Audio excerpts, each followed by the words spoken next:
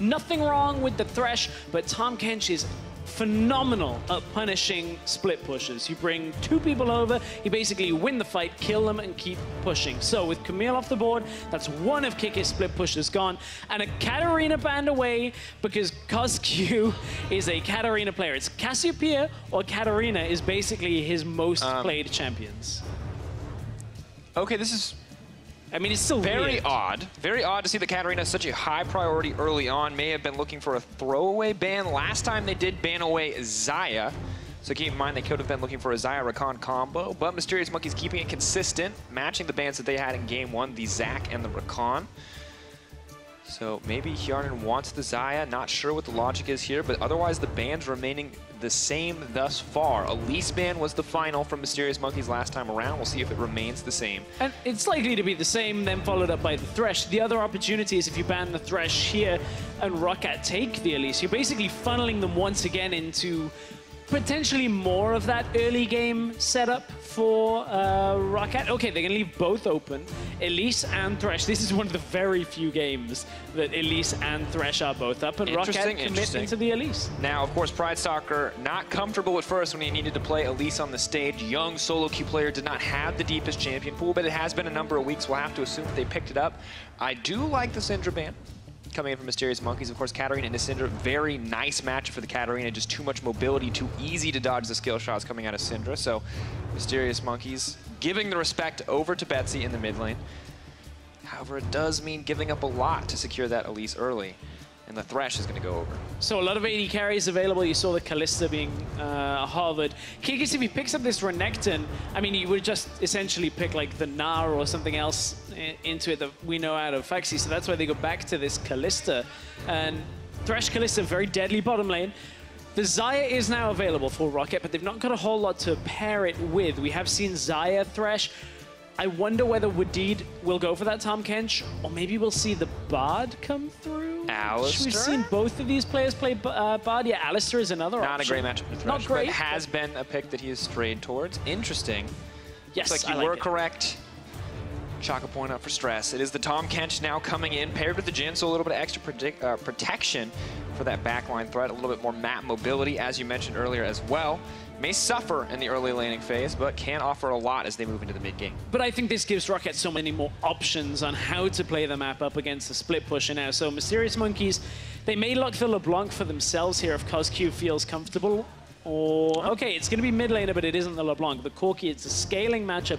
Very similar draft pattern to game one here for Mysterious Monkeys, taking this scaling mid laner when you can then ban out a couple more. But with Syndra already gone from the pool, LeBlanc will likely follow here. Well, they're going to need to ban Kassadin away here or have an immense amount of confidence that Betsy does not play it. Spoiler, he does. Betsy has... Spoiler, that matchup is free, yeah. So almost impossible to win if you're a Corki, and Kassadin definitely not a pick you want to go up against. For now, though, it's going to be the Renekton banned away. We'll see what Mysterious Monkeys want to take away in their second phase.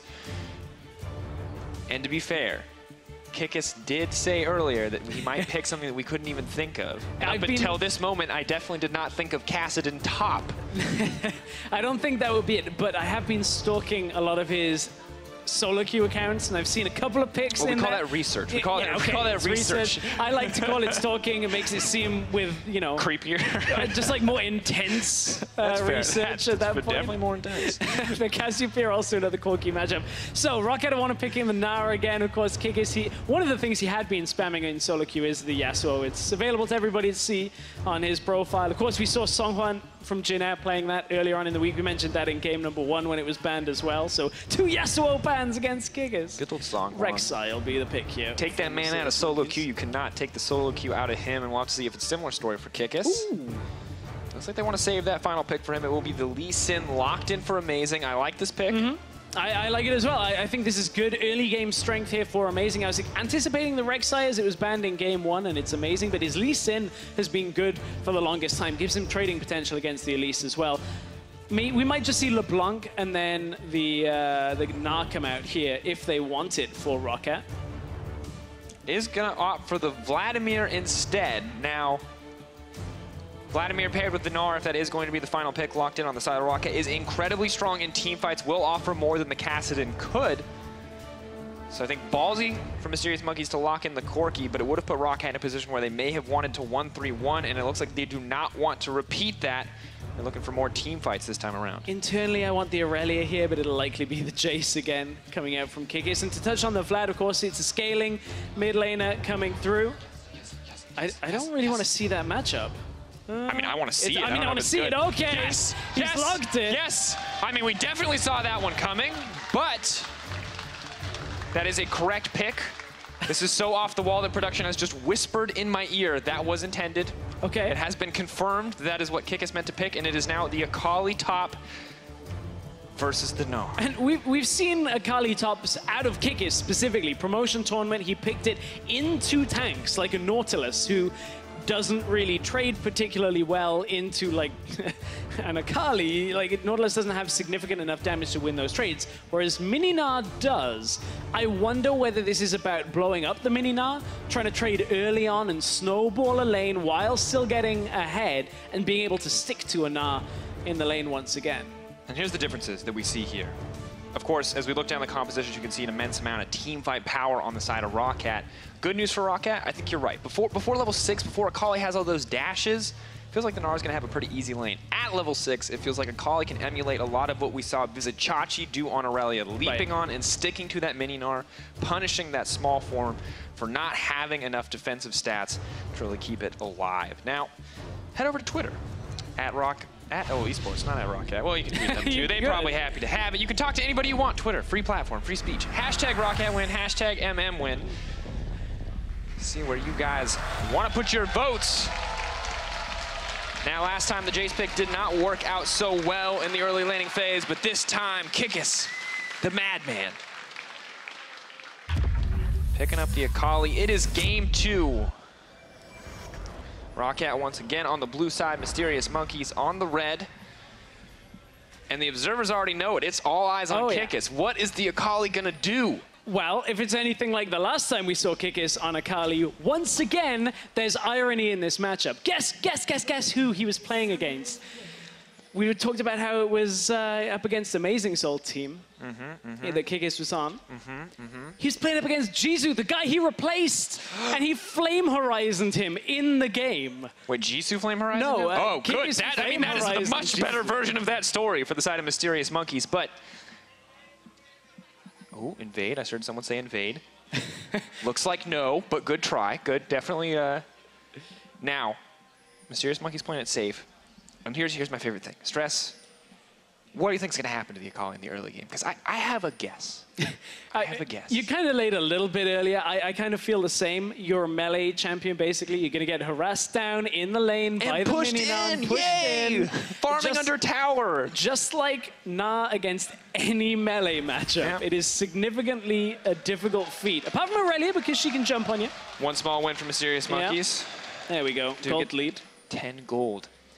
But as you said, Kikis past level 6, that's where we anticipate it. But there's always something else with Mysterious Monkeys. This is a terrible invade. You are running face first into a level 1 Tahm Kench and a Jhin, 2 incredibly strong champions. Luckily, Mysterious Monkeys are going to back off. So it should be fine. Elise going to have to solo clear out the jungle. Our laning phase will begin. Surprisingly, Akali actually going to help the Lee Sin on the top side before coming into this lane phase. And Kikis, I know, is a machine on this champion, but I am very skeptical as to how this early lane is going to go. I mean, we've only really seen him play it against quote-unquote free lanes, where you don't have to be harassed down, where you don't have to take these weird trades. So we're going to have to watch this top lane. There is damage, obviously, in Akali's kit that will come through and maybe allow it to trade. But the reason they helped out on the red buff was so that Amazing could go aggressive onto the blue buff in exchange. But Pridestalker shows up in time. He was helped out a little bit by his team on Raptors and actually skipped his red buff, went over to the blue instantly. Instant level 2, that means the hook's going to come out. Flay cooldown doesn't look like it's going to be up quite yet, but is going to leap forward. That's the flash coming out, the exhaust, and the heals. 3 summoner spells traded for 1. Very good start. The Mysterious Monkeys bottom lane. Yeah, Mysterious Monkeys will be ecstatic with that trade early on. Difficult to deal with Kalista and Thresh even in a laning phase when playing Tahm Kench, but CozQ once again taking these really weird early trades. I mean, although Vlad does scale later, look, Betsy never autoed CozQ, so he didn't take minion aggro from that cannon creep. So eventually Betsy won that trade just by basically walking towards CozQ and denying him experience. You're in an awkward spot here when it comes to the mid lane matchup because on the one hand you have Warlords. Yay, a little bit of sustain. But you're going up against a Vladimir. Everything about his kit is sustain. You cannot take losing trades and hope to come out on top here. You're going up against Ignite Vlad as well. Oh, this wow. Vlad has kill pressure. This isn't teleport. And look, CozQ already used all of his potion stacks, but his bottom lane we have to look to. No flash, remember, on Wadid. No exhaust, no heal. Only Hjarnan has a summoner spell available. But amazing, he hasn't committed yet and is just going around the back to find Pridestalker by the looks of things. He's pinged him and is heading up towards the top side. Thresh coming up as well, Pridestalker. Level 4 Amazing's level 3, a lot of potential burst damage there. This is a fun early game. Not going to get it. Not going to go for the aggressive play there. Does not have the level advantage, and his bottom lane does eventually have to return bot side to farm. The Elise is on the way bottom. Blast Cone over the wall is not spotted. Wadid now moves towards the bush. Amazing, not going to take the bait, is going to back off. It looks like just a bit of a game of chess here from the junglers. And look, Amazing spent so much time there. There's no Rift Scuttler available. He can take Gromp and then recall and go topside. So he's behind Pridestalker on experience now. And during this gap, Pridestalker has to know Amazing is about to go back. I want to see Pridestalker get into a lane. Get a cocoon down, get a gank to happen, and that looks to be what he's trying to do on the bottom side. Oh. Remember, of course, low summoners on ROCCAT. Swallowed up. Pridestalker debating whether or not he wants to go in. Spider form to leap forward. Chain CC lands. Not willing to commit, though. A lot of respect given over to Yuki. And once again, those small moments of hesitation. Pridestalker waiting before swapping to Spider form, waiting once he leaps into the air. And you need to be more decisive when you want to pull off these early ganks on the side of ROCCAT. And now ROCCAT are like, okay, just try lane for a bit, push the wave out, get a recall, and be safe here, because Jhin backing now with just about enough to get a pickaxe and just to control what if he wants it. Does end up picking that up for a little bit of security here. Of course, only his flash is available for Hjarnan, but we've not been focusing on the top lane much at all. Kikis last time played the Jace, ended up taking control of the lead, but we spoke about this heavily coming into the game. Kikis is not expected to win pre-6 here, and it is not happening, but mid lane again is where Pridestalker's going. CozQ, heal comes out, flash over the wall. Betsy is pulled up, but the flash does come in. Amazing on the way forward. Elise going in, looking for the execute. CozQ going to go down. Amazing going to try to get something back, but a level 6 Vladimir means there's no hope on that play. Yet another good start for ROCCAT. That's what we wanted to see. We knew Amazing had to recall. We wanted Pridestalker to get into a lane. He hasn't recalled yet himself. He went bottom lane, helped push out, comes to the middle lane, gets a gank, gets the flash from CozQ, and Betsy says, no, I can kill him. I've got Ignite. I actually have kill threat in this exchange. And as you said, ROCCAT, this is a lot better once again out of the early game, just like the first game.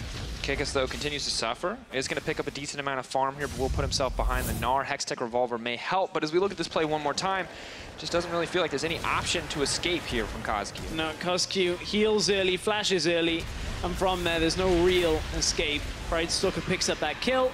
Amazing has to back away over, and realistically has to recall once again, so not being able to spend a whole lot of time out on the map himself. Pridestalker, we were wondering how this Elise pick would work for him. It's something he suffered with earlier, but it looks like it's going better this time around. However, one part of the map that is suffering now in these matchups is the bottom side. Mysterious Monkeys may need to put more emphasis there. Level 6 now coming in for Kikis, and he's going to roam into the mid lane. Betsy maybe sniffing this one out. Kick onto Pridestalker. Elise started the fight, so he should be able to win this one. Kikis is here, though. Hang on. Running forward, looking forward. That's just going to be the kill. Akali so fast moving across that map. So mobile, a lot of damage that comes through, and the sustain and just manages to run all the way down. It TP'd into the top lane, runs down through the river, and is able to join for that kill. Amazing and Kikis working very well together. Remember, these two players were picked up from the old Fnatic Academy lineup, brought into Mysterious Monkeys in order to renovate, rejuvenate this team, and they have been making a massive difference in their first few weeks of play already. I like your description. Renovate and rejuvenate. It sounds like a facial mask. Ah, you know, however you want to advertise Kikis and Amazing, somebody can do a nice little Twitter advert. Maybe we call those memes these days, the Twitter adverts. No, I'm not talking about a meme. Yeah, fine, okay. Call it a meme if you want. All right, ROCCAT still off to a decent start. Oh, you're fine. Well, the The Akali on the top side getting a kill is bad, but of course Phaxi continues to have a CS advantage, so it's not the end of the world. The question comes, how much kill pressure will the Akali have on the Gnar as we move later in the game? You can see Phaxi already paying a lot of respect to the Akali with the Hex Drinker buy. Oh, and that is, it's not only the Hex Drinker buy for Phaxi, there's a Hex Drinker buy for CozQ, and that pains me a little bit here, because yes, okay, you're up against a Vlad, he has damage, but it's later on into the game, right? And you know, Corki, you really desperately want to try and get that Trinity Force and start building towards getting yourself into the game, and the Hex Drink is going to delay that. I mean, the other day we saw Betsy, I believe it was, even buying Hex Drinker and then Merc Treads before getting Trinity Force. And it just delays Corki so much into this game, but lucky for Mysterious Monkeys, they're snowballing on the top side, and that is why Phaxi picked up the Hex Drinker for the Gnar.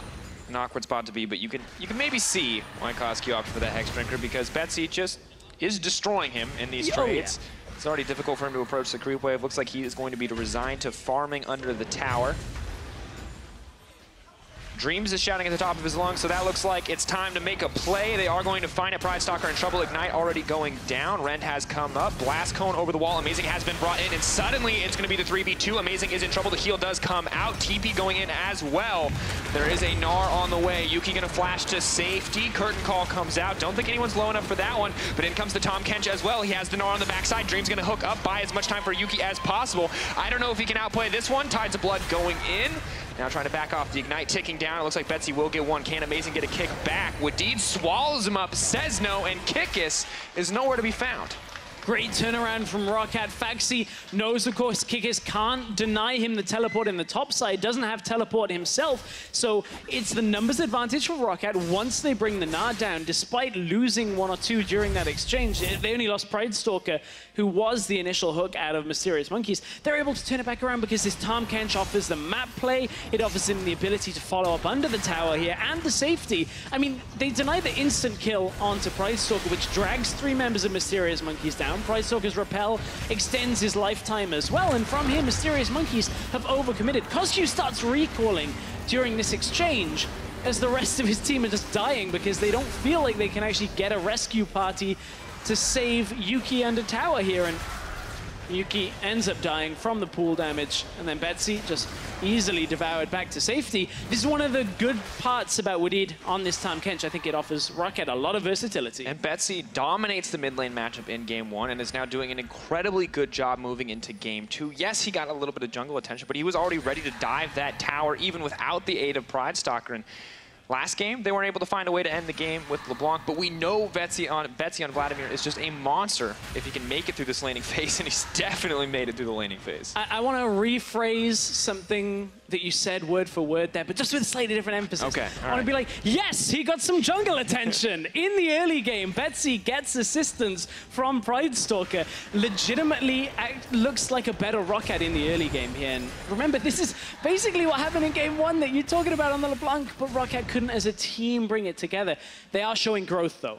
And now they've got a scaling mid laner. They've got a better composition for forcing fights. And that's what I think ROCCAT needed in game 1 to close out with the lead that they had. However, they have to be careful. While the members of Mysterious Monkeys are grouped on the top side, ready to use that package from Corki to make a play. Kikis getting aggressive, but the hop, the skip, the jump out. Phaxi just going to flash to safety. Looks like they may continue to pursue this one. Nice sidestep comes in from Phaxi. A lot of damage traded back. We have to set our eyes on the bottom lane. Kalista, Thresh, can they survive this one? Pridestalker hesitating again. Not sure if this is the play that the team wants. May just be the Cloud Drake traded back, but Mysterious Monkeys poised to take a tower on the top side. Yeah, Yuki and Dreams conceding position on the tower there, and of course it's only an Akali up on the top side pushing down. They have got a little bit of an advantage on the damage now, and with Amazing coming to help out, it's ever so slightly going to go to the Akali. Oh no, it's not. It's on the bottom side. I was going to say, I was looking on my screen, I'm like, ah, the tower died, okay. Not going to work out. So tower first blood in favor of ROCCAT. Looks like Vladimir ult was used in the meantime. Now it's the roam coming in. Tahm Kench. Nice use of the lantern from Dreams to make sure that that play was not possible. Body block on the cocoon as well. ROCCAT maintain a gold lead, about 1K in their favor. Kikis continues to pressure in on the top side, but has not found a greater advantage yet. Oh, Nard back. Not going to take a tower shot, though. Not quite what Phaxi wanted. Time to switch to mini Gnar. And now Kikis, ooh, has to run away. Jhin's here. Ooh, stealth. Saves him in the end. But that was incredibly close. Gnar may have been able to run that one down. Amazing, waiting over the wall. Is 100% spotted on a ward. Good that he doesn't waste too much time standing there. But has now picked a different bush to stand in. I don't even know why Amazing is kind of staying here. He should... Happens to everybody, you know? Yeah, yeah. Hey, Amazing will be like, oh, at least I didn't die on the tower, as Elise in, like Jankos did yesterday. He'll actually probably end up tweeting that. So weird. See, some color casters predict things like, what's the next play going to be? You're like, yeah, he's definitely going to tweet about that later. I mean, look, Amazing is the kind of guy that definitely would tweet something like that. He Definitely fair. Well, Mysterious Monkeys have to be careful. ROCCAT definitely with a tempo advantage right now, pushing in on the top side. Dreams coming in. Amazing leaping forward. Lack of coordination on the play. The fight continues. Yuki dishing out a ton of damage. Kikis is here as well. Phaxi running forward into Yuki. The Akali can't approach any further. There's a lot of spears in that little Gnar, but we'll go Mega eventually. CozQ leaping in. Mega Gnar on the way. Can they get it? That's going to be one going down. Dreams is killed yet again. The snare goes in. Pridestalker not going to get it because Betsy's going to grab it in the end. 2 kills over to ROCCAT in what was a very chaotic fight. Yeah, and Phaxi looked like he wasn't about to get that ultimate off because he doesn't have it on cooldown still.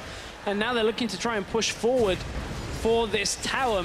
Mysterious Monkeys just crumbling under that fight, despite having the tower for a lot of that. Amazing tried to start the fight off. Oh, Cocoon nearly blind through the invisibility. There's no creep wave, so Kikis maybe has hope to get out of this one. He's going to leap in onto Betsy, is ignited. 4-shot comes in, the dancing grenade. Hjarnan going to get it in the end. ROCCAT are destroying the Monkeys right now. This is such a better snowball than in game 1. Look at the advantage ROCCAT already have. They will be able to transition this likely into a Rift Herald if they want it after recalling from this play. Oh, Betsy, hang on. Still a Vladimir, still has Pool. The rest of his team still there as well, but ROCCAT has to be careful not to overextend. Wadid incredibly low, can save one member, but may not be able to save himself if the play continues. Both sides, however, are going to back off. We'll take one more look at exactly what happened here. Watch Amazing.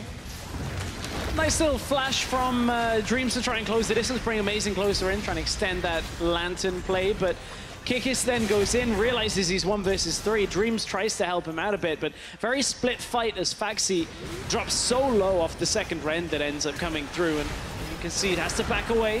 Finally gets in to Mega Gnar, but it's not quite close enough. ROCCAT trying to close the distance on the rest of the fight, but Mysterious Monkeys backing away. Betsy manages to find himself re-entry into this fight.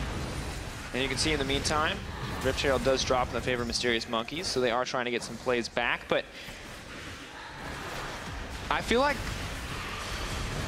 that play was a little bit of a disaster on the side of Mysterious Monkeys. Yeah. It seems like you pointed out Dreams flashing, extending the lantern range, bringing Amazing into the team, but he didn't kick anybody. Nope. Nothing happened on the engage, and now CozQ opts to use the package, doesn't want to take the lantern. Betsy now running forward. Fate's call comes in, but that means another shot connects onto CozQ. He's forced out of the fight. Multiple low health members on the side of Mysterious Monkeys. A creep wave backing up ROCCAT. And this was all from a Rift Herald play from the Mysterious Monkeys. They tried to burst down that mid lane tower. Now it's turned back in favor of ROCCAT. They've pushed it through the middle lane. And they are likely to get a lot of damage down onto this tower because CozQ's still recalling out. Akali is in the bottom lane. Yeah, the tower's with no TP. And Akali, unfortunately, does not have the pressure onto the Gnar to solo kill at this point of the game, at least not under a tower. Betsy going to find Kalista in the brush. Yuki going to take a little bit of damage. Proto Belt forward. Snare does connect. Dreams in trouble. Yuki and Dreams incredibly low. Dancing Grenade. Not going to find the kill either way. Kikis and Amazing trying to do what they can to shut down Phaxi, but you're not diving a Mega Gnar. It's not going to happen. No, he's got ultimate. We'll have that wallop available as well. Now, what ROCCAT need to be aware of is that they have to shut Kikis out on this side lane so hard that he never goes to a side lane. And then Mysterious Monkeys will not be able to play around this Akali at all because he needs to be further ahead to have any kind of impact. Like, okay, Akali has damage in team fights. If you can snowball utilizing multiple jumps, like it's possible to output enough damage to be effective, but Mysterious Monkeys are at their best playstyle when Kikis is out on the side lane, pushing down towers and trying to just control the split push. You've got to use that Tahm Kench. bring Wadid, bring Pridestalker, and shut him down 3 versus 1. Unfortunately, I feel like to a certain degree he hasn't been shut down, but so much of his impact has been mitigated. Phaxi is fine sitting in this lane matchup, fine sitting under the tower. No real kill pressure from Kikis quite yet, and realistically, when you look at a 3-0-1 Jhin and a 2-0-2 Vladimir, I think the rest of ROCCAT are well equipped to handle a 4v4. Now, CozQ does have a bit of a CS advantage over the Vladimir, won't be a gold advantage, but does mean that he is slightly closer to that Trinity Force. I mentioned the delayed build earlier. Hexdrinker makes him a little bit tankier in the fights, but definitely wishes he had a bit more damage under the belt now. And the route to ROCCAT winning this game is basically based around their team fighting that we've already seen. With the Vladimir, get the damage down, use the Mega Gnar. The thing they have to be careful of course, from that split push from Mysterious Monkeys, is that Corki doesn't also do the same on the other lane. With the Akali, with the Corki, you move out to the side lane, push back, then come through to the middle lane again. And Mysterious Monkeys have a bit of a treacherous game to play with that from behind, because look, even Betsy right now can hold CozQ in the lane. So it's a good thing for now, but ROCCAT can't let this go too far without continuing the objective game. Phaxi definitely going to try to go Mega here. Kicks with a nice sidestep. Unfortunately, if he reveals himself from stealth, he will be in trouble because Wadid is on the way in. This is the collapse you talked about. Curtain call now coming out. Amazing doing what he can. Kikis, unfortunately, getting hard red on every shot. Hjarnan not going to miss anything but the last one. That's exactly the play that ROCCAT need to continue this game, because every time this happens, Mysterious Monkeys are getting nothing from this. As long as Betsy plays this carefully and doesn't over-push himself, Pridestalker's around, but I think this is just a case of Betsy backing away. A trade like this is perfect for ROCCAT. It extends their lead, Mysterious Monkeys get nothing in response, and now ROCCAT can set up vision control on the top side, they can reassert dominance on the bottom side of the map as well, and suddenly Mysterious Monkeys are very low on options. And ROCCAT playing it slow and steady. Betsy does not want to take the risk of diving the Corki under the tower, knows that CozQ still has the heal, and so instead just takes a smaller advantage of pressuring in this tower, of denying maybe a little bit of CS, not looking to auto-attack at all, not getting any damage on that tier 2, however, so maybe not making the most of that exchange, but still things look so good for ROCCAT right now. Almost a 5K gold lead 20 minutes into the game with a team comp that scales so insanely well into the late game. And I feel like we're in a very similar situation we were in game 1, the difference being instead of a LeBlanc who's incredibly fed, you now have an incredibly fed Vladimir. And that's great if you're ROCCAT like that. It's Betsy's signature champion. They know how to play this. With the Jhin as well, this looks like the kind of composition that worked for them in spring. It looks like the composition that worked for them in summer 2016 as well. Like ROCCAT with this tanky mid lane, at least like Vamp tank that used to be called in the middle lane, plus a long range AD carry that they can sit back on to teamfight is perfect. ROCCAT have looked the most successful with a composition exactly like the one they're playing in this game. Pridestalker clearing out some vision. ROCCAT looking pretty confident as they group around that Baron. Phaxi continues to hold Kikis just fine on the bottom side of the map. Mysterious Monkeys always like, get a Hexdrinker. Does everybody buy one? Try and survive versus his Vladimir. Doesn't do that much. And you're in this awkward position because there's also a 4-0-1 Jhin with the Static Shiv and an IE who can kill a lot of those more vulnerable AD carries. They don't have a luxury of a Braum this time around. No one to protect the back line once a fight gets started. Nothing to stop those auto attacks from coming in, and ROCCAT can use the advantage that they have on the top side to push forward. Mysterious Monkeys are on the way, however. And it shouldn't be a surprise to Mysterious Monkeys that this Jhin pick has been so high in priority for ROCCAT, picked in the first phase in both games. Hjarnan was spamming Jhin during Rift Rivals on his solo queue accounts with the same Infinity Edge, Static Shiv, Rapid Fire Cannon build that comes through, and it's very difficult to deal with if you can't get onto the Jhin. And considering basically your first threat is we got to deal with this Vladimir, Hjarnan gets so much room on Jhin at the back of the fight. He's going to be out of harm's way for the majority of this game. And it's incredibly difficult because it's a tanky Vladimir who's already doing so much damage in fights. If you try to kill him, he has a pool. If you try to kill him again, he has a Tahm Kench. If you try to kill him a third time, he might get it. He might have a Zhonya's by that time. He might have pool up again. And it's incredibly difficult to do. And even if you make it past all that, there's Hjarnan in the backline who also has a Tahm Kench to save him. This is exactly what we were talking about from game 1. trying to get that teleport from Kikis. He either commits to it and they lose a summoner, or ROCCAT get the Baron here. Now, ROCCAT need to continue without taking too much damage. The problem is Kikis hasn't committed yet. Now they need that TP to come through already, or Mysterious Monkeys could end up in a real rough situation. Out. Suddenly there's Vladimir hand delivered into the back line. Betsy trying to get as much damage down as he can. Double 80 carries versus Betsy. Wadid trying to hold on. Amazing is going to grab a kill back. Betsy running for his life. Yuki throwing down what he can. Phaxi on the backside. Once again, ROCCAT are split up. Mysterious Monkeys sticking together, but it is simply not enough. Betsy, is he going to turn back? No chance to use the hill. That is a kill back for CozQ. Now Amazing leaping in. He's going to get one as well. Mysterious Monkeys, how are you turning this fight around, but not going to get it? Phaxi has to back off. Hjarnan has to back off, but that is the Akali we wanted to see in the fight. And let me tell you, if there is one champion that can clean it up, it is that Akali. Is just going to Gnar him into the wall. The chain CC comes in. Akali, is he even going to get a chance to fight? He's trying to get the fourth shot here. Hjarnan wants to get the fourth shot so he can crit them. One more auto. Dancing grenade. He's got fourth shot. Kikis come out of the stealth. Where are you going to go? Kikis! Ooh, the escape.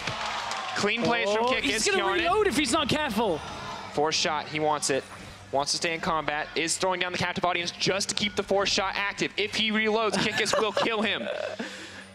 Kikis is just out. Okay. Whew, that was close. Okay, so a fight that looked to have been terrible for Mysterious Monkeys as Kikis didn't TP up actually ends up in exactly the location Kikis TP'd from in the first place. So this starts as a good fight, but look at the distance between Hjarnan, who is one of the damage dealers, and the rest of the team fight. Hjarnan is only running now, and Betsy needs more damage, needs more frontline, because Phaxi and Pridestalker went down into this fight. They cut away, and Betsy, although he's strong, cannot 1 versus 3 because Wadid didn't have the ability to save him anymore. And it means ROCCAT end up in an awkward situation because now Kikis is finally in the fight. They can run him down and even up what should have been an easy team fight for ROCCAT, but because of the distance, it was too far to regroup early on. Phaxi with the save. Hjarnan tries desperately to get to a point where he can take out Kikis, and Kikis knows this because if he's not in his shroud, he dies to Hjarnan with 1 auto, clears the distance, gets out of the tower range. Nice little play to get away from it. Kikis might end up killing Phaxi here. Phaxi though, about to go mega. Ooh, golden. He can't just time it. Wallop. Not going to connect the dash from the Twilight Shroud. That was sick.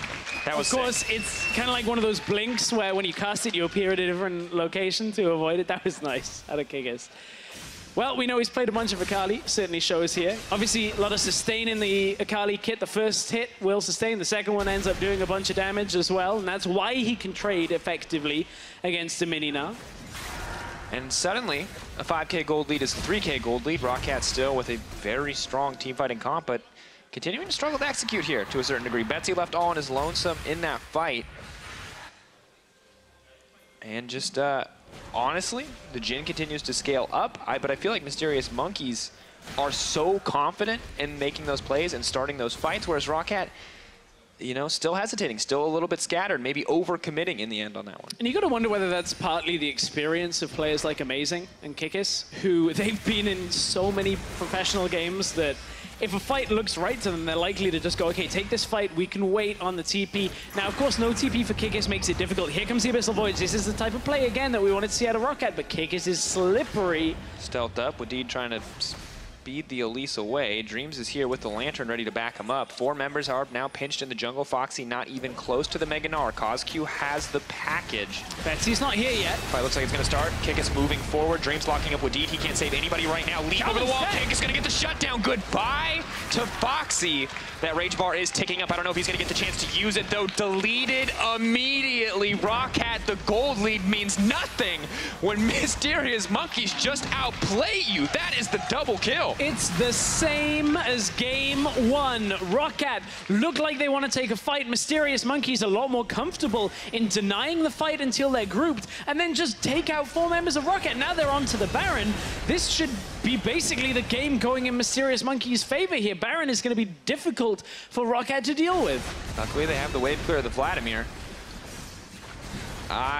End of the day, we have to praise Mysterious Monkeys. That deficit feels impossible to come back from. Kikis once again shut down to a certain degree in the laning phase, but It does not matter if you put this man down, he just shows up. Keep your eyes on Akali in this fight. So much damage coming out. And Hjarnan is stuck off at the back. Wadid is blocked away from him, and 3 people just all in this 6-kill Jhin. And once the 6-kill Jin's gone, suddenly it's only Betsy that you have to worry about for damage. Mysterious Monkey is easily able to clean up the rest of the fight.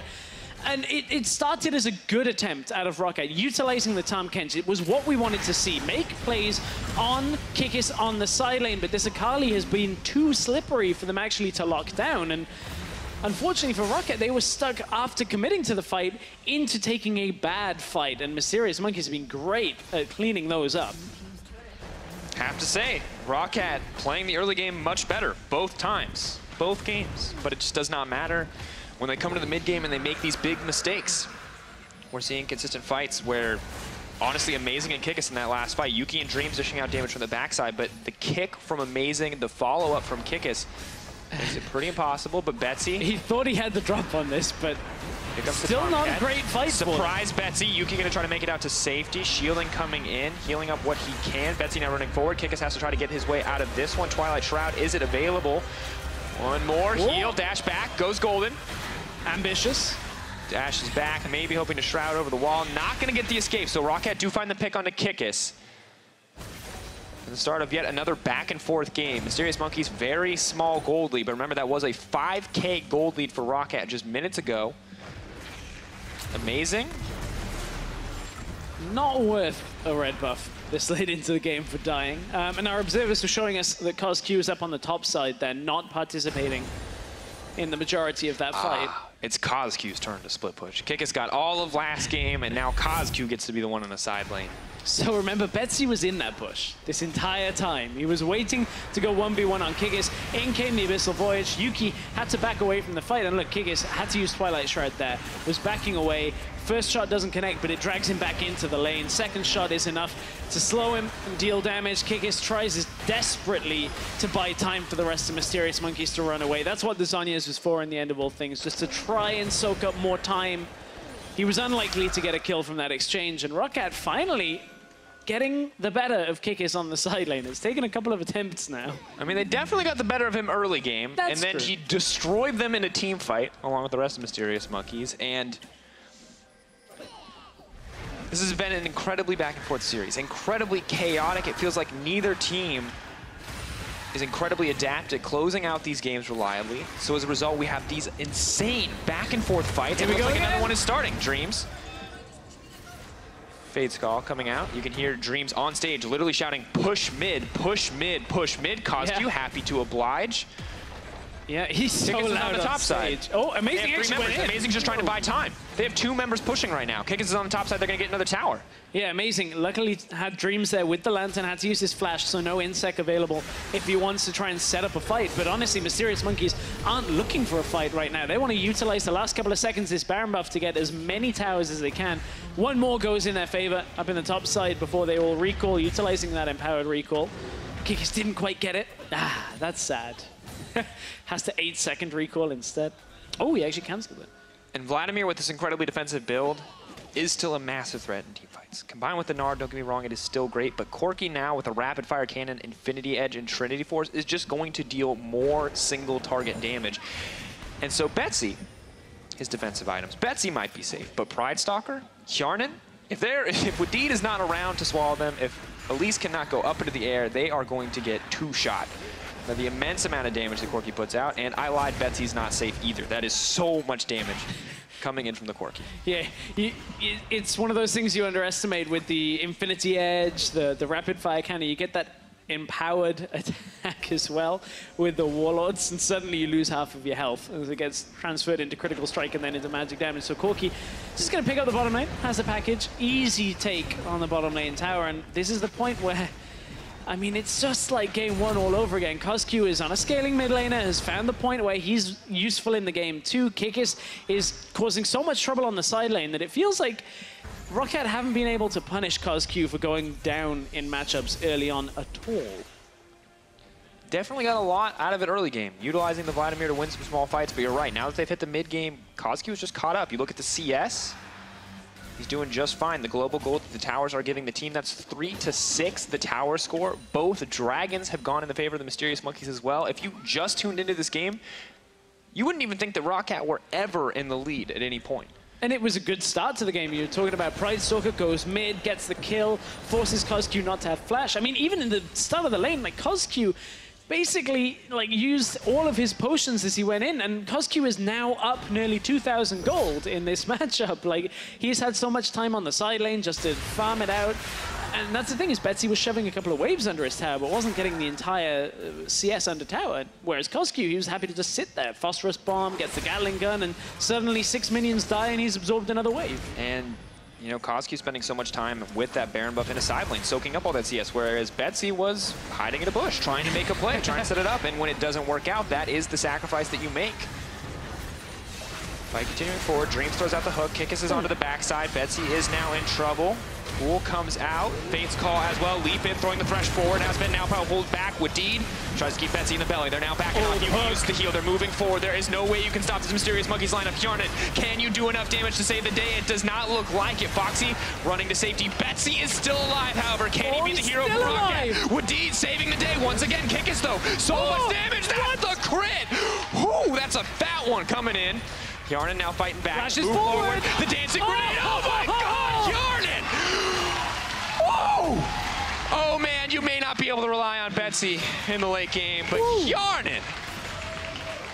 And with bated breath, I was trying to keep track of just how many kills. Quadra kill came through for Hjarnan.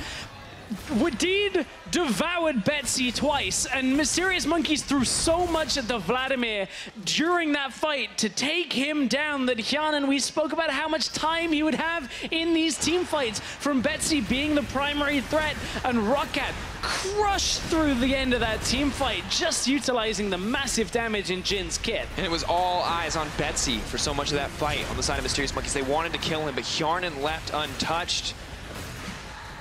10-1-4 the scoreline for this Jhin. The ROCCAT bottom lane is something that we've talked about so much in previous weeks. This week we thought it would be all about Betsy. We were wrong. Hjarnan and Wadid just continue to play so well across the board. Watch how much defensively comes out for Betsy here. Look, he drops low. Finally, he's waiting for the ultimate to give him the health back. First of all, comes out an instant devour from Wadid in this fight. Then the Zhonya's comes through. Okay, Pridestalker dies. We're getting a full screen grabs because we are back on an Infernal Drake at this point. Mysterious Monkeys trying to just continue to push forward. But look, ROCCAT, the end of that fight was so crucial. Betsy got devoured once more by Wadid. And again, they threw so much. Look, 8,000 damage came from Hjarnan. A lot of that came at the end because auto dancing grenade and one more to finish off the fight. And ROCCAT are right back in the game. When a Jhin gets to auto-attack 12 times in a team fight, you have lost that team fight. Yeah, that's true. He has such a long reload time. That shouldn't be possible. Mysterious Monkeys, so convinced that the target that they needed to kill was the Vladimir, they forgot all about the Jhin on the back line. And now he has the Mortal Reminder. Now he has the Mom Mortius, as well as the Energizer build combined with the Infinity Edge. And that is dead even gold. Dragon's still definitely in the favor of Mysterious Monkeys, but ROCCAT may just be able to push this one down mid. Can Mysterious Monkeys defend? Phaxi wants this 1v1 trade. He's got, of course, that Guardian Angel completed, but Kikis went topside. They're losing mid tower, though. Leaping forward onto Phaxi. Phaxi does have the GA. Can he make it over the wall? Wadid on the way. Hjarnan coming in as well. Have to respect the Jhin. Out comes the curtain call. Can they body block for CozQ? Shots going in. Last one not going to connect, but they don't need it. That just sets them up to take the tower. Easily taken, and now they just transfer that into a top lane inhibitor tower as well. And this game looked to be right back in Mysterious Monkeys' favor, but ROCCAT, massive team fight into the Baron is enough to crack this game. Phaxi leaping forward. Rage is building up. He did miss the boomerang, so that cooldown will be a bit longer. Inhibitor in their sights. Mage is back off. Hook goes wide from Dreams. ROCCAT do not opt to go for the fight here. Taking this one slow and steady. They remember last game. They remember the mistakes, the over-aggression. Not going to make the same ones this time around. They've still got 1 minute and 10 seconds of this Baron buff left, and they just want to get back and make sure they have all the items for team fighting. So, I mean, a locket of the Iron Solari was just picked up by Wadid. Important itemization again to maybe save Betsy if he gets some of that extra health coming through. At this point, like, ROCCAT, although they crushed that last team fight at the end of it, remember, it was very precarious. If there hadn't have been so many defensive abilities to keep Betsy alive, that would have almost certainly been Mysterious Monkeys, because they would have then got onto Hjarnan quite quickly. But Betsy took up like 20 seconds of time. But you're right. That is not a mistake you make twice, however. Right, exactly. Betsy may be unkillable, but Betsy may also be ignorable. Hjarnan, on the other hand, is not. And this next fight with that Akali, Wadid better save all of his cooldowns to try to save Hjarnan. Although, honestly, Mysterious Monkeys may not get the luxury of a next fight. The siege just keeps up, but suddenly it's a flank onto the backside, kicking him back. Hjarnan in his belly. Wadid has to flash him out to safety. Hjarnan still dishing out damage on the backside, going golden from Kikis. He is locked up, but he will make it out. Backing off on the side of Mysterious Monkeys. Out comes the curtain call. So many low health bars. Amazing doing what he can to block. They're backing off. Betsy still alive. All shots going in. Gargoyle Stoneplate gonna save it out. A close fight, but you just can't stop that fourth shot. Unstoppable now from Hjarnan. Hjarnan, again, saved in the fight. You mentioned Wadid ate him at the beginning, and despite being pulled into the front lines of the fight, Hjarnan repositions to the back line, gets an ultimate off. He's pushing under tower to try and two-shot Yuki. Does get the snare in the end. Wadid now eaten up. They're running down to the bottom side. Kikis is running down as well. Not going to connect, but Kikis has to run for his life. Everyone is alive on the side of ROCCAT, so Kikis not getting anything off of that flank. They're going to push in. They've already taken down 2 inhibitors. Will ROCCAT go for the third? May want to back off here. Have to be careful. Now swallowed up, leap forward from CozQ, trying to take down Wadid as well. Amazing. Kikis on the flank. ROCCAT have they overextended again. Hjarnan incredibly low. He's got a fourth shot loaded, though. Eyes on Kikis. Amazing. Gonna kick him back into the team. What a play from the Elise in. Hjarnan now in trouble. Kikis says, oh, too easy. He's gonna spit him out. Leap forward. Not gonna be enough. Kikis gets the takedown. That is the fight back. Mysterious Monkeys are turning it around once again, leaping forward. Tides of blood coming out. Betsy, can you do it? Double kill. CozQ coming in. That's gonna be the triple for the Corki. But somehow, some way, ROCCAT lose everybody, and still Mysterious Monkeys cannot push from it. They have to deal with the minions in their base currently. They've nearly lost a Nexus Tower from it. I mean, that was perhaps the best fight Mysterious Monkeys are going to get this late on in the game, because everybody on ROCCAT was such low health, and Mysterious Monkeys desperately chased them down. Okay, so it was Kikis and Amazing going in. This was the fight that initially it looked like Mysterious Monkeys were going to try and capitalize on Hjarnan, but again, Wadid saves him. This has to be the 4th, 5th crucial time that Wadid has played safety for Hjarnan. And look at this, like, Mysterious Monkeys are so low, they recall out, ROCCAT are able to push forward. Dreams even dies and then eventually comes back towards this fight. And look, they're so low here. Phaxi is able to buy some time. Hjarnan kites down and out. Hjarnan moves towards Wadid, of course, just to make sure that Devourer is available. And it takes so much time that the rest of ROCCAT are still fighting Mysterious Monkeys. And okay, MM are able to clean this up. This denies some more of what ROCCAT are trying to push forward into the base with, but my God, is it close. 10,000 damage in the span of that fight from CozQ. And Mysterious Monkeys, beautiful flank. Amazing punish onto the side of the ROCCAT. But ROCCAT, you do not need to do that. Just go back. They used the ult to run bottom lane. Yeah? You don't need that. You have 2 inhibitors. You can wait for Superminions. You can go back. You can let the map reset. The only way you lose that fight is if you come in with 25% health. And now Mysterious Monkeys looking a lot more confident as they engage their Elder Dragon, though, on the table, available for the team. Kick is still in a side lane. Has TP available, but no flash. Here comes the TP. ROCCAT got to be careful and back away from this. Phaxi is in Mega Gnar, though, so Mysterious Monkeys don't want to fight right now. But if they can wait for it to expire. However, Elder Drake, if that goes down while Phaxi's in Mega Gnar, Mysterious Monkeys might not have a good time to fight at all. Kick goes wide. Phaxi flashing forward is going to hit the AD carry. They're now going to try to back out. Yuki's still alive and well, leaping forward from Kikis. The team is backing up. All eyes on Hjarnan. He is the one that matters. Massive damage comes in from CozQ, but Betsy is running forward. Kikis is now in trouble. Betsy's going to grab one back. Goes golden, buys a brief moment. Dream's gonna land the hook. Nice play coming with the Mysterious Monkeys, but CozQ all isolated, or rather Yuki isolated on the side, will still be alive. The dragon is still aggroing ROCCAT. ROCCAT should maybe at this point just let it go. Okay, maybe Betsy has been frozen out of this fight. Lower and lower. ROCCAT, don't 50-50 this, like, amazing. Corki poking on the backside. Hjarnan locked over the wall. is going to reload though. Snare is going to connect onto Amazing. It's lower. It's lower. Pridestalker's going to get it in the end. Now CozQ has to run. Suddenly it's Hjarnan and Wadid in the middle of the team. One more shot for that Jhin. Where's it going to be? Where's it going to go? Spin, spin, spin. Hjarnan, can you find it? No. Mysterious Monkeys going to make it out. Burning down from the Elder Dragon. Going to need to auto attack there. Heal up at least a little bit. Bottom lane to push through the inhibitor. They're just taking the time. Yeah, bye-bye. Hjarnan gets another kill.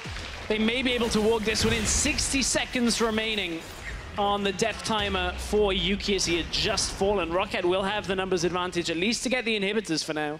Kikis going to hold on to one inhibitor, or at least try to. Phaxi not sure if he can take this fight. Is going to leap forward, throw down a few more autos, mini form.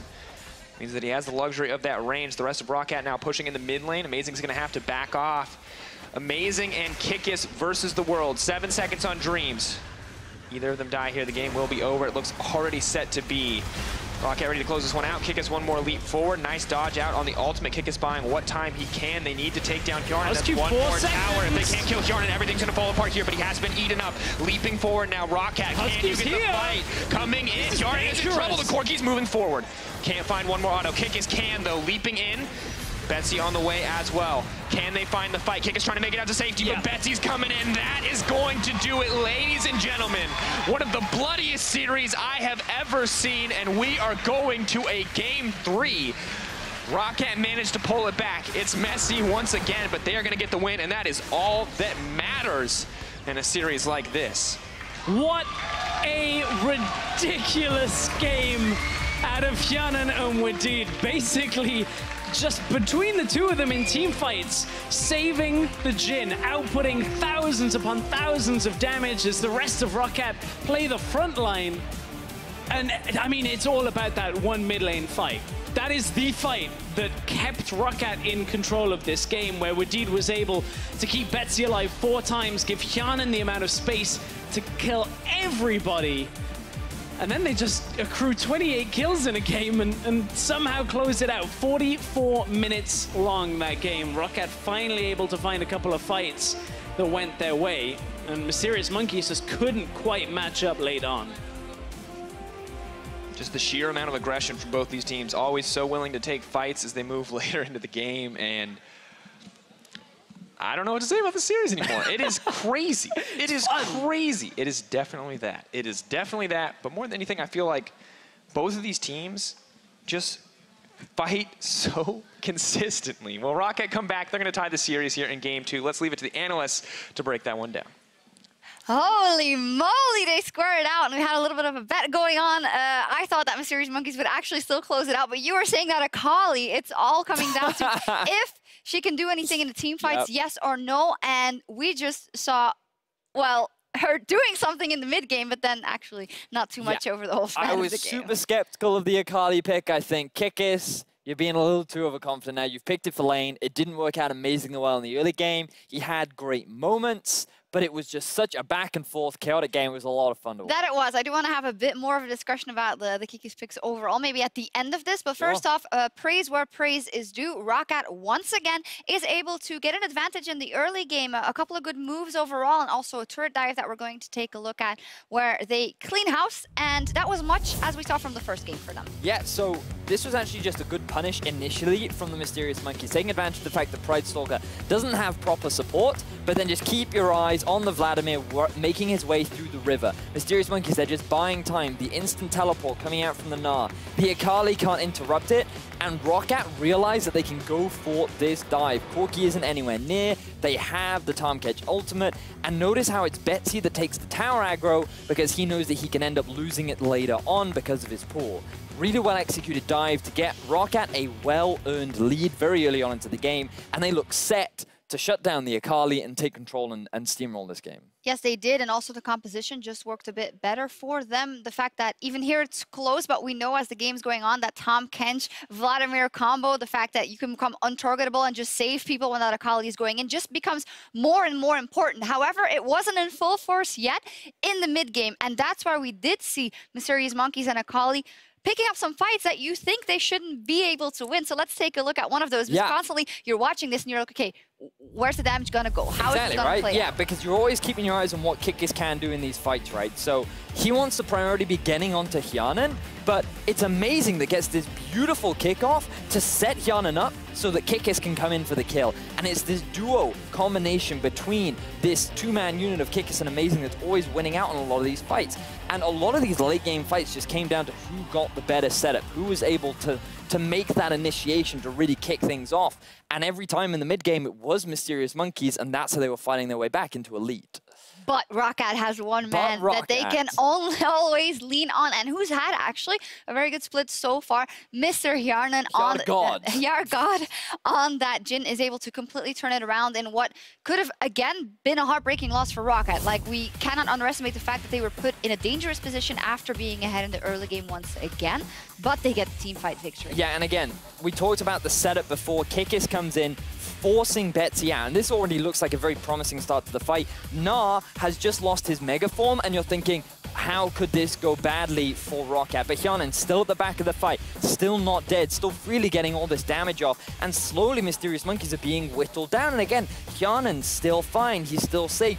Look at all the sustain that he's getting back from that Warlord's Bloodlust, and he is just cleaning up the fight. Late game Jhin doing so much work in so many of these fights, really turning things around for ROCCAT and getting himself a point. We have seen a bit of a resurgence of Jhin lately. Why do you think in these scrappy games, or in this scrappy game in particular, that Jhin specifically is paying out so much for ROCCAT? I just think it was super difficult unless they got the perfect flank off to actually dive onto the Jhin. When you have a Tahm Kench, when you have a Gnar, there's a surprising amount of peel. Add to that a Knight's Vow coming in from the Tahm Kench too. This guy becomes really difficult to kill. And what we saw in the very end, when they were actually on the Nexus, that Warlord's Bloodlust with a massive crit, you get a huge heal. It is so big, and it just makes it even harder to just insta-burst this Jhin down, which just in the late game made it too difficult for Mysterious Monkeys to win any of these fights. All square, 1-1, and as said, I do want to pick it up again and talk a bit about Kikis and his picks, because if we look at, what he's played so far, we have a Camille and Akali, a Jason, Aatrox, a Mordekaiser,